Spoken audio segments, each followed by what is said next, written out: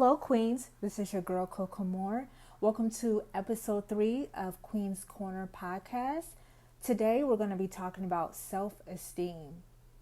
We're going to dive into that because I think that a lot of times, we're dealing with people who have low self-esteem, and that stems from, social media and, the clout chasing generation, trying to look good. Are we looking, to aspire just that moment captured in a picture or in a post that we see and we're like, oh, I want to be like that. And we don't really value ourselves. We're constantly comparing and judging ourselves. We are so hard on ourselves, on our bodies, on what we have, like what we possess. And we don't take the time to really appreciate ourselves. So we're going to get more into that. I want to talk about what self-esteem is and how to manage that, how to get good self-esteem. Are you one of those people that are constantly looking at the weeds in the garden? In other words, are you looking at all your flaws and imperfections, all of, what you think makes you less valued? Are you too busy looking at the weeds and not the flowers? Because I think, in my opinion, all of us are flowers. When it comes to our society, we're so fixated on wanting to be a rose. And yes, there are roses out there, but there's also lilies. There's also sunflowers. There's also tulips. There's also, we even have, what do you call it? Birds of paradise. There are different variations of different types of flowers. But you have to remember that they're all flowers. They're all coming in different colors, different shapes, different sizes. They flourish in different ways in different types of environments, but they're all still flowers. So when we're looking at our problems, our flaws, our imperfections, when we're constantly looking at the weeds, first of all, let's talk about what a weed is. The definition of a weed. And I had to do some research because I really wanted to dive deep into this topic because I feel as though, with our generation, millennials and Gen Zs, we have a generation coming up behind us that is dealing with this problem, wanting to live up to other people's expectations, wanting to, live in a moment, be in the moment. Oh, I want to do this by this age. I want to have it all. I want to, a good career, and I want to live in a house by this certain age. I want to have kids and hurry up and get married. And all those things are good. They're fine. There's nothing wrong with that. There's nothing wrong with, wanting to have those things and obtain your goals. But are you wanting to do it because you're looking at the image of someone else and thinking that, oh, their life must be, quote unquote perfect, or, it just seems so seamless, but we don't really think about, all those moments leading up to that one captured moment on Instagram or Facebook or Twitter or whatever. We don't think about those moments. We don't think about, those people that take those pictures. Some of them may be dealing with, just getting out of bed. They may be depressed. They may be suffering from low self-esteem themselves. They may have anxiety. They may have, all these other plethora of issues that are going on. And, when all of us are in a good mood, we want to capture that moment, but we don't necessarily, people don't necessarily think about what else is going on in our lives besides what they're looking at. They just think to themselves like, oh, like they're always, capturing the good moments. But do we rarely get to see any of the bad moments? I mean, it's called life. Like, things happen and we can't always look to other people and compare ourselves, because when we start to do that, we start to get in this funk, this depression like state, like, why can't I obtain, that status? Or looking at our peers and be like, oh, they just got that promotion, they just got this good job, they just bought a house, or this person just got married, and why am I still stuck in this state? There's many factors to that. And just because someone has obtained that certain level of success doesn't mean they had to struggle before they got there. It doesn't mean that it's the way that they imagine is not always perfect. So when you get to your moment of whatever you're trying to achieve or attain, you're going to know along the way, before you get there, you have to struggle. You're going to go through ups and downs. It's not easy getting to where you're trying to get to, and everyone knows that. So this whole like comparison and looking at one another, it's sort of like this looking at life through rose-colored glasses, just everything's peachy, or the way you think it is through these platforms. And you have to really think like we're all human. We're still going through things. But anyways, I want to talk about what a weed actually is. And I took some notes and I looked up the definition, and I found it interesting. It says weeds are or is a plant that is not valued where it is growing, and it is usually a vigorous growth, one that tends to overgrow or choke out more desirable plants. That is a definition of a weed. So think about that. You are looking at the weeds in your garden instead of looking at the flowers. What are you valuing about yourself? Are you valuing the weeds, or are you valuing yourself as the flower? Weeds well, first of all, we don't really welcome weeds, or also known as our imperfections. And what we value as less desirable may be desirable to someone else. But we all have, those imperfections, those flaws. Because we're always going to find something that is just, in our own opinion, in our eyes, that are not right. So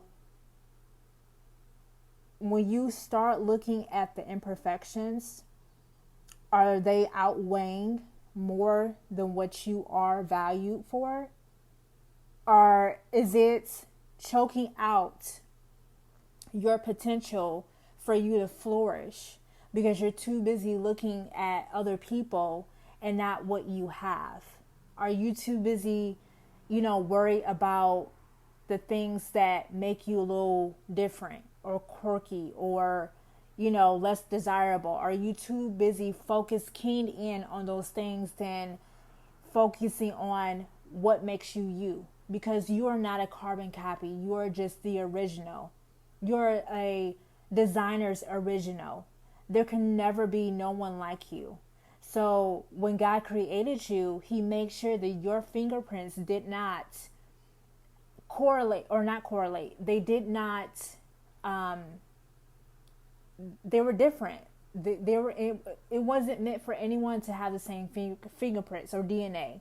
Even if you have a twin, you and your twin are still not the same person. I don't care how much DNA they get from you, they can never be another you. That is it. Because when you're gone, you're gone. Everyone always says, it's so funny when, they're comparing these up and new coming artists. They're like, oh, that's the new such and such, whatever celebrity they're trying to compare themselves to. Like, for example, when everyone was trying to compare Ariana Grande to Mariah Carey. No, they're two different people. Yeah, they have like similar, sounds or pitches in their singing, but they're still two different individual artists. One cannot be like the other. So when people are constantly comparing it really bothers me because it's like, well, how do you see yourself? How do we see ourselves versus how others see us? Because that's more important, that you know your worth before someone else notices you. And even if they don't, it's still okay. Because just because one person doesn't like you doesn't mean another person is not going to like you or is going to like you. So that's something that we all should think about. We should think about, is the weeds in your garden overlooking the flowers? When you're constantly picking at the weeds, there's always going to be something that you don't like. You're constantly picking at the weeds, but you're not seeing the flowers in your garden. And I think that's a problem that a lot of us have. Just disassociating ourselves just so we can please other people. We are so focused on trying to make ourselves perfect that we're not ourselves anymore. What do I mean by that? Do you disassociate yourself? Do you remove yourself, all of you, your in the present moment, just so you can please other people? Are you fitting yourself in a box? As someone put it, are you a circle trying to be in a square? Are you a square trying to be in a triangle? Are you a triangle trying to be in a circle? What are you trying to do? What's your main goal? What are you trying to obtain? Because you can go along and try to be a circle and a square, but it's only so long until you get uncomfortable. You're like, wait a minute, this is getting a little bit too, I feel like the walls are caving in. I feel like I'm not really growing the way I should. I don't feel like I fit or I belong, because you don't. Everyone is different. Everyone, how should I say it? You do not have to make yourself or carve yourself out to be someone else. Because the only person that is really molding you is God himself. He's molding you to the person that he created you to be, not for you to be like someone else. Because if that was the case, it would be very boring. Everyone would be alike, who would wear the same thing, say the same things, like the same things. We were not created to be like that at all. So if you feel like in your group, in your circle, or among your friends that you're being picked on just for being different, that's a good thing, because you're showing them that you might be something that they're missing. You might be the key to someone's door, and you never know that. You might be the person to open a door for others just so they can know that they are valued just for being themselves. So take ownership of who you are. Don't ever be someone's copyright, because it's not your purpose, it's not your destiny. So always go after your destiny and not what people want you to be or where they want you to go. Because it's so interesting, when we don't like something, we try to change the person and mold them into what we want them to be. And that person, in the end, they become very resentful. And they go into a rage because you were trying to, again, make them a triangle and they are a heart. You were trying to make them a rectangle and they've always been a diamond. You cannot make someone something just so you can be happy, because someone else's happiness is not your responsibility. And how should I say that? you are not responsible for other people's happiness. Just because someone is not happy with who you are does not give them the right to disrespect you. You have to value who you are the way that you were created to be. So with that, I would say find 5 things that you appreciate about yourself, that you think that no one would know unless they asked you. What are you discovering about yourself that you never knew before? Like for me, I wrote a list. I said I can free write a song without any instruments. I can literally write a song and it doesn't, I don't need any instruments, no beats or anything. I can in my head literally write a song. Of course, like I could think of the music in my head, but I don't need any outside influences in order to write a song. Now, have I shared those songs with a few people? I have, but I didn't really turn that into something. It's just something I was always able to do. And that goes along with, me free writing poetry. I've always been able to do that because I enjoy it. So that's a hobby that I do. I don't really take it very seriously, but it's something that I love to do. I am good at solving mysteries, which a lot of people don't know. I can watch, a documentary or, just for fun, just seeing a mystery or whatever on TV, and I can easily like put 2 and 2 together and be like, oh, okay, well, I figure out who did what and who did the crime. Like I'm able to do that because I'm always looking at the small details. I'm very detail oriented, which I don't think a lot of people know, but I have a very good eye when it comes to close detail. I have a very high EQ. And that's important because if you have a high IQ and you have a very low EQ, you might want to examine that because in order for you to be empathetic and to be an understanding person, you have to have a certain level of EQ. That means emotional intelligence. You have to be able to decipher, discern, be relatable and empathetic. Just be able to put yourself in someone else's shoes, and you don't have to necessarily, I guess, know all the right things to say, but just know, if something's not right or someone's not feeling themselves or, they may be a little bit off, you're able to do that. I'm very good at doing that. So I don't know if that's a gift, but I just discovered that about myself, along the years.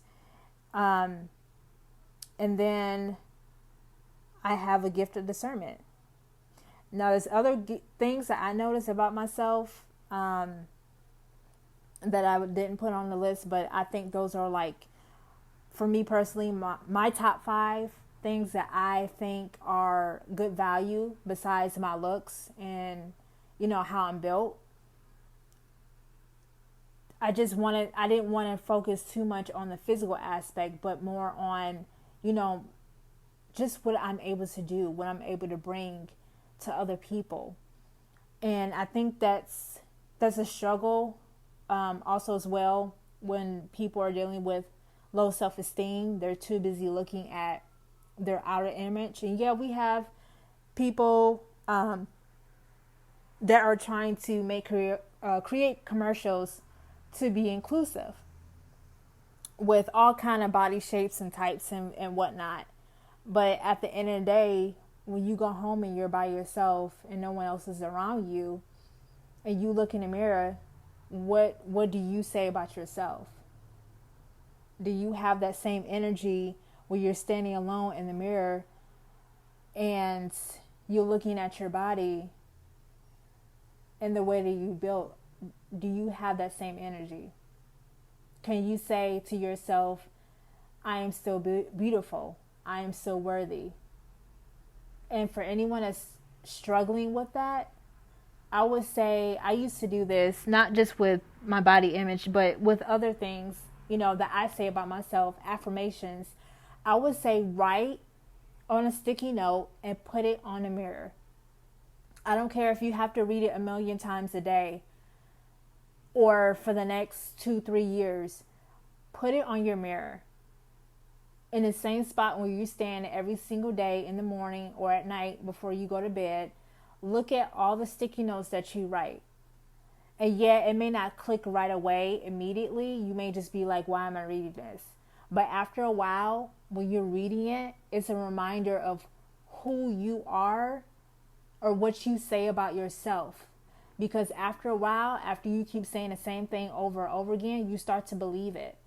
And when you say those things out loud, guess what? You will believe it because it's true. So I say for anyone that is struggling with that, struggling to accept who they are or value themselves, it doesn't matter what anybody else say, because we're always going to have an opinion. We're very opinionated people. We're human. That's what we do. And other people may say something that throw you off the loop and ruin your whole entire day. Are you going to let that one thing ruin your day just because someone had an opinion? Okay, let them have an opinion. They have the freedom to say whatever they want to say or think however they want to think. It doesn't matter. What do you say about yourself is really what matters at the end. Because if you start to believe whatever they tell you, it's going to sink in, and then it's going to affect you mentally and emotionally. You cannot let that get into your spirit because it infiltrates and it poisons you. And then you start to do these little things where, okay, if I make a change here or there, and there's nothing wrong with, switching it up a bit, switching your look up, whatever. But I'm talking about the things that you cannot change. Things that just make you you. You need to have that same energy, like I said, and say to yourself how valuable you are.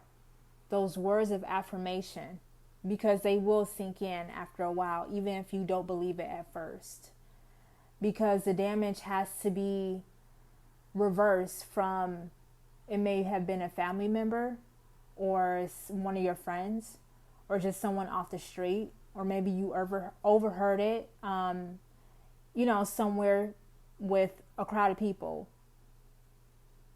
But you have to keep that same energy of how you feel about yourself or what you believe about yourself. And it can't be negative thoughts because, again, those things are not true. They have to be thoughts that you know for a fact are what makes you the unique person that you are. So always keep that in mind. Don't look at the weeds, look at the flowers in the garden.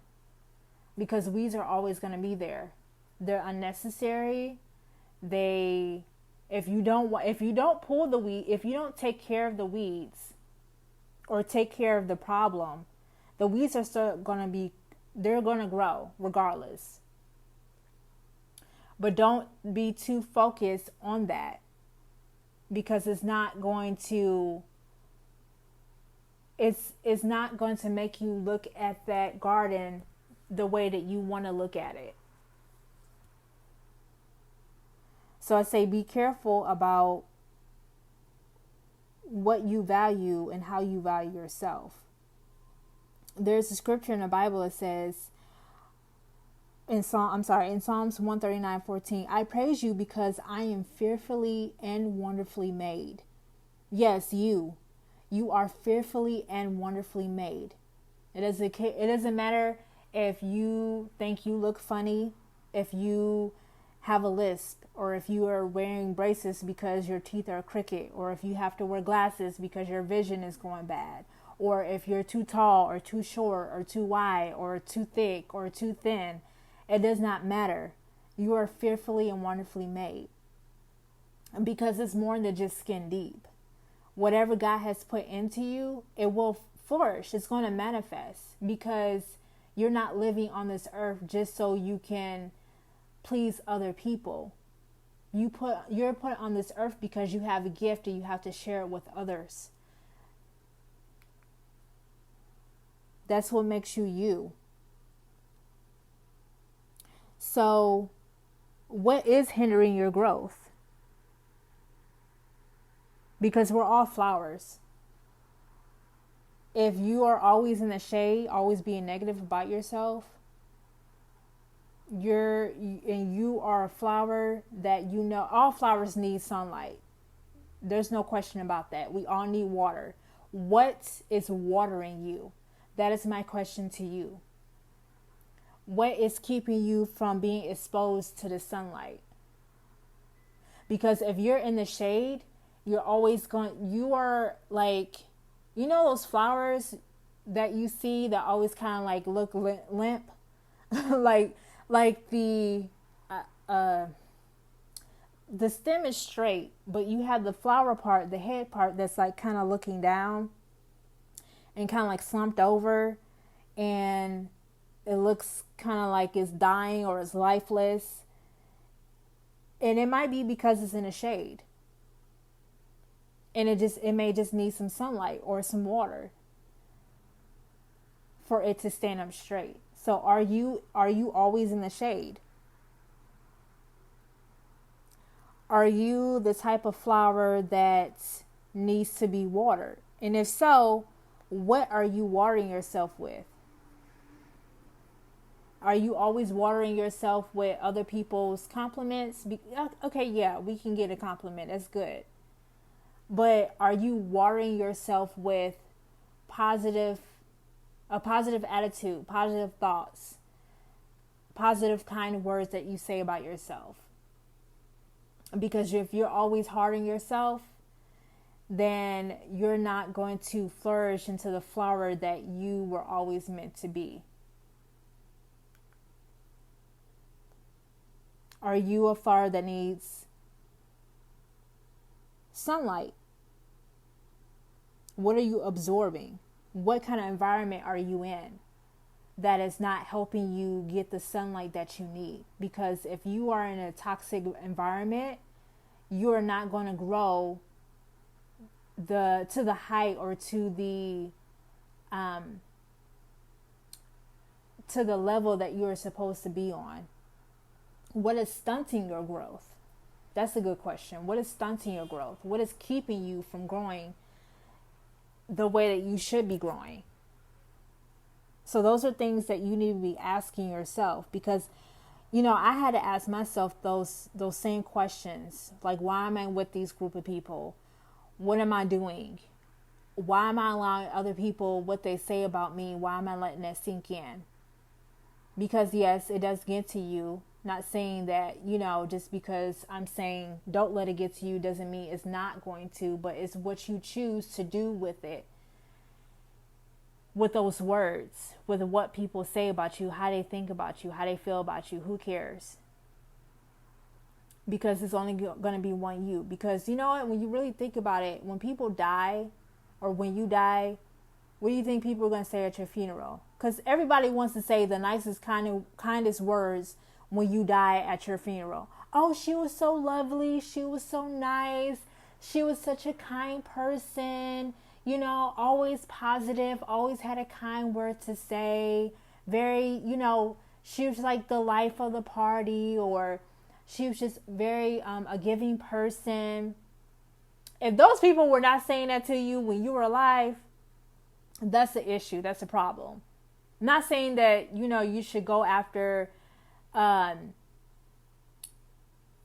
constantly getting approval from people, but if they were the type of people that wasn't saying that to you and they were saying the opposite of what they're saying, what you think they would say at your funeral, you don't need to be around those people. No ma'am. So it comes down to what kind of environment are you in that may be stunting your own growth. And be around people that give you space to grow. You may need to grow. Well, actually, no, all of us need to grow. But what area do you need to grow in? That's what's important. You may be good in one area, but you may suck in another, and it's okay. And sometimes, we need the patience to grow in those other areas. It's okay. Not all of us are none of us are perfect. None of us are perfect. Because sometimes, God is the gardener. He can tell when we need to be, when we need some pruning. We may need some work in certain areas, which is very important. Because if we stay, have you ever seen those gardeners that, they have to move their plants to another pot in order for the roots to expand so the flower can grow some more? And that's what God does. Like, he puts you in different environments that will give your roots enough room to spread out so you can grow into the flower that you were meant to be. Again, all of us are different flowers. Not all of us are roses. There's tulips, lilies, dandelions, lilies. There's different type of flowers. So what environment are you in that is stunting your growth? Because God always knows the condition of the plant. He knows when its soil's too dry and it needs to be watered. He knows when there's not enough sunlight. He knows when it needs to be pruned. He knows when it needs to be uprooted or replanted into a different environment. So give God those problems, those things that you're dealing with that you need to grow in, and let him help you. Because when you surrender, you become humble. That's when your growing begins. And yes, at first it's going to be hard, because when we go through growth, we have to go through cutting. That means that God will start cutting things out of your life that you thought were necessary. That you thought was necessary and it wasn't. And you're like, oh, this is not fair. Why am I going through this? We all go through things, but we all have to grow in different areas. So when he begins cutting or pruning and removing things out of your life, it's a good thing. It's not a bad thing, because you didn't need it in the first place. He's going to remove that boy from out of your life. You may think he's perfect, but God doesn't. God sees what you don't see. He may remove, even your best friend. You guys are just not growing in the same place, or you're heading in two different directions. You don't see things the same anymore. And that's okay. Doesn't mean you're not going to get any more friends. It just means that you can't be around the same type of people that you were around before, because you're going into a different direction. And that's okay. It's going to look scary at first, because you're going to be in places that you've never been before. And whenever we enter into new territory, we always think that, it's scary or it's terrifying. Yeah, it is scary and terrifying, because we've never been there before. So we can't really navigate, what the outcome is going to be. But just trust God and know that everything is going to be okay. It's just like when Jesus was standing on the water and he invited Peter to come out of the boat. The reason why Peter was sinking is because he had doubt. And he's like, how can I be standing on water? This is not even physically or scientifically the laws the laws of gravity. Like, this is not even possible. The laws of physics, like, how am I even standing on water? And so when he started thinking about everything else besides focusing on Jesus, then that's when he began to sink. So you have to remember, like, God is trying to get you somewhere different, so that way you can grow, become the full woman that he's created you to be. And that's a part of growing.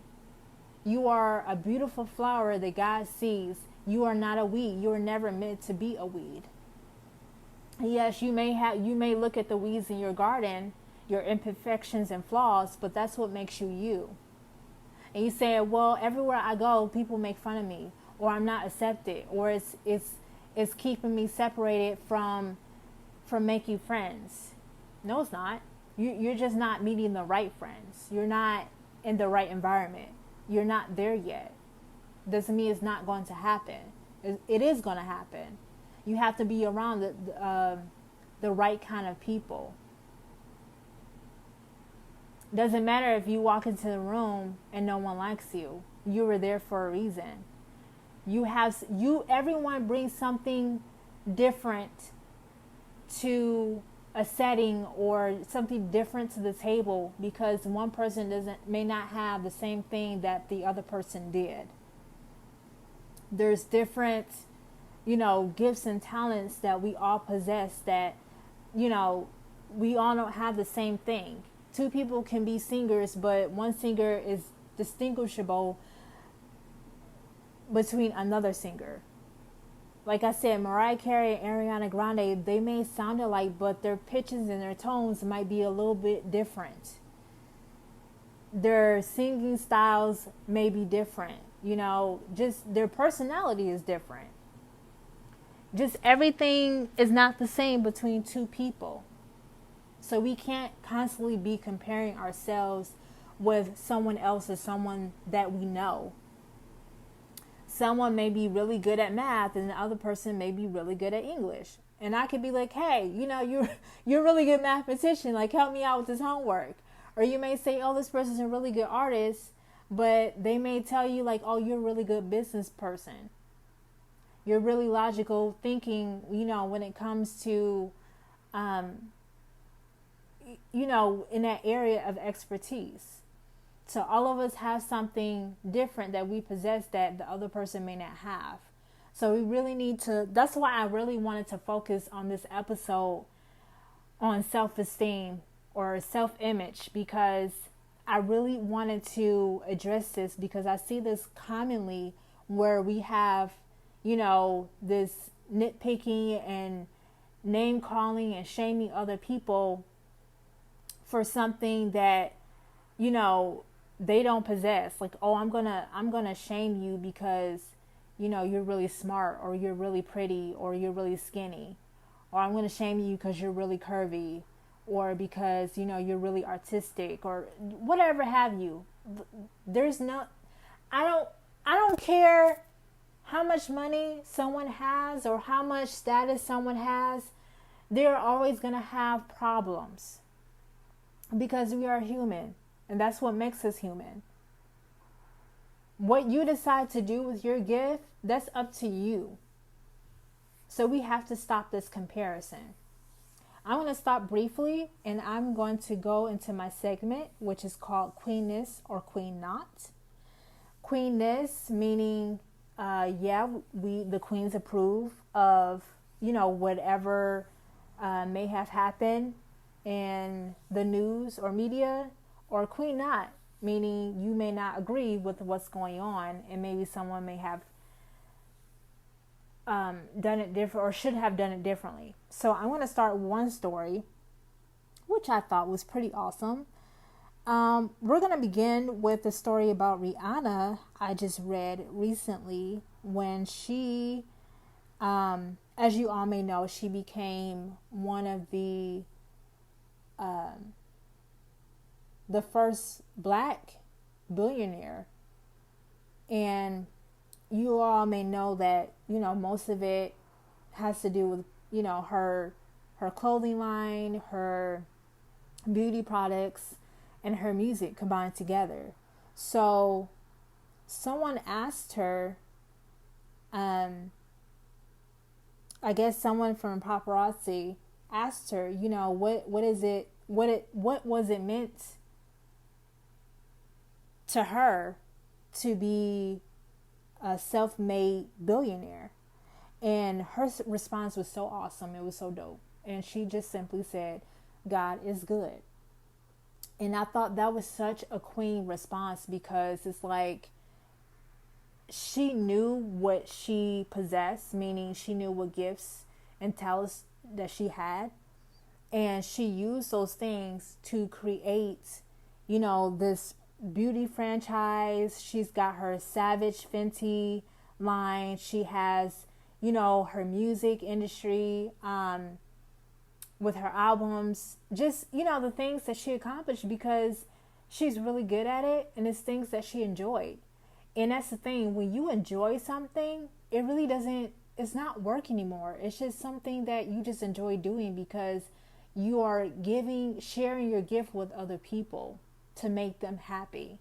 And I think she focused on that so much that, she looked up one day and, they were like, oh, you're a billionaire. And that's the thing I really want to focus on. Like, when you are operating in your calling, it is not work. It doesn't seem like a 9-to-5 job because you're enjoying it so much that you enjoy making other people happy. This is the gift I have, so I'm going to share it with others. And in return, yeah, you get money, you have status or whatever. But if you're not really focused on that and you're just focused on being, a gift to the world, it becomes, that to me, you can't buy that. That's priceless. And I love her response because it was just like, like God is good, like amen. So I love that article about her when the paparazzi asked her that question. It's another article that I read this weekend about Simone Biles. And, she had some clapback when she was asked, why did you quit the Olympics? And a lot of people, you guys probably saw or heard about her stepping out of the Olympics this year because, she had some things going on in her own family and she just didn't feel herself. And I think, in my opinion, it was queenness that she stepped down because when you're not in the right mind or right setting and you need a mental break, it's always important that you do that. Because if you're not there 100%, then it's just not going to come out the way that you want it to. You're not going to perform as well. When you're not bringing 100% to the table, that is not going to get you the results that you want. And I was actually proud that she did that she recognized like, hey, something's not right. And I need to take time out for myself, get myself together, and then, I'll come back. Regardless of her doing that, her stepping down, I don't think she quit. I think she just took a break. But a lot of people are saying she quit and she should get over it. Whatever. If you are not Olympian, you cannot speak for this girl because I have been with her since day one. Like this girl is killing it. Like she has her own move named after her. I don't think anybody has been able to attain that besides her. I may be wrong, but this girl here, she's bad. So I give it up to her. She is hands down a queen to me in my eyes. And I think that she deserved every break that she wanted. She has I think 8 or 9 gold medals. You can't beat that. And I think before she left, she won a bronze medal. But she said, you know what? I didn't do it for other people. I did it for me because that's what I wanted to do. And that's important all across the board. You have to do something that you are comfortable doing, that makes you feel happy. You do it. Regardless of who anybody is or what they think of you, if you know that you will feel more happy doing it besides, trying to get some type of award or medal for it, that's what really matters. Like I said before, what you say about yourself, that's what really matters. What you think about yourself at the end of the day, when no one is around, that's what really matters. And that to me is queenness. And that ends our segment here of queenness or queen not. Going back to our discussion on self-image, I will say, for any of you that are struggling with self-image, you might need, some homework to do. I would say get a journal. I used to write a journal, or not write a journal. I would have a journal. I will write down things that I felt. Still to this day, I write down goals and things that I want to achieve. And just because you don't achieve it at a certain point or a certain time doesn't mean it's not going to happen. And things might change up a bit. But write down personal goals that you want to work on yourself, whether it be speaking positively about yourself, whether it be, okay, you know what, I'm going to dress nice because I want to feel good about myself, not because of others, but you want to look at yourself in the mirror and be like, like, you know what, I look good today. I feel good. Do something for you. Write down some personal goals that you want to work on and pray over it. Pray about it and give it to God because He will help you. And I used to be that person that, was really lacking in self-confidence, especially when I was younger. I didn't have the confidence that I have now. But over time, when I started practicing those things to myself and thinking differently about myself, it actually started to manifest because you speak on it for so long that it becomes a part of yourself and it manifests. So you really have to dig deep and do your own homework. And I would advise, I'm not telling you, but I would advise you to do that if you are struggling with something internally, with some things that are going on right now.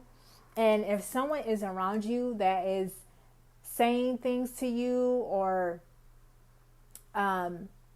really trying to put you in a box that you don't belong in, making you feel little or small, you have to go back and you may not do it. You may not want confrontation. You may be the person that just don't want to say anything.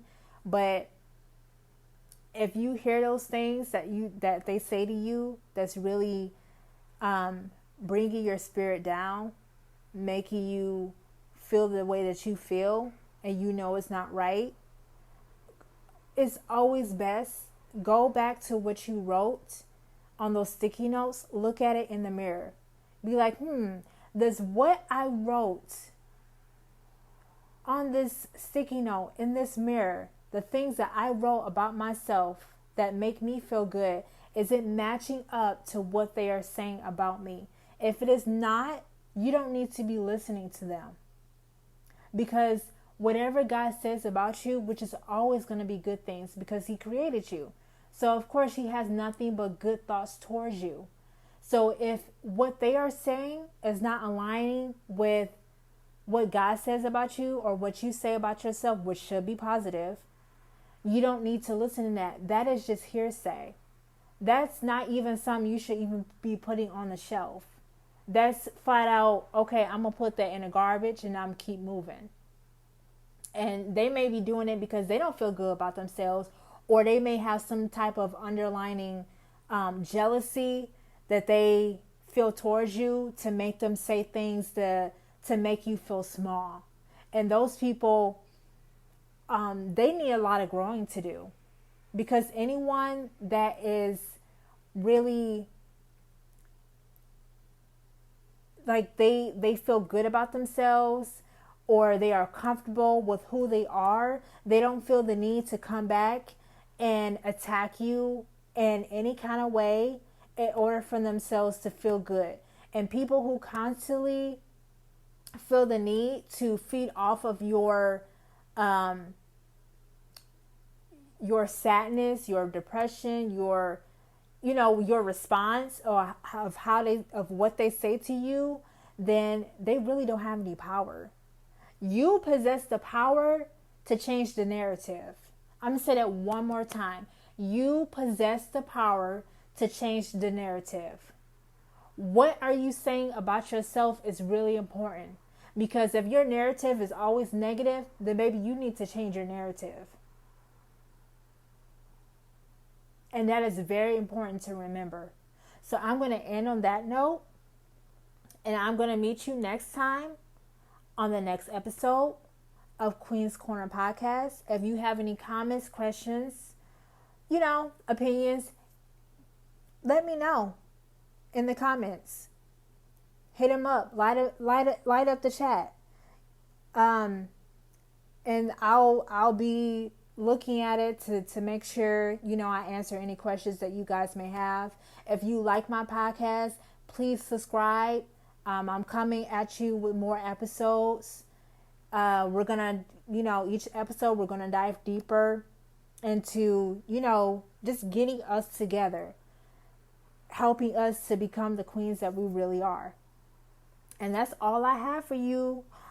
Goodbye, queens. And till next time we meet, I say adieu. Goodbye.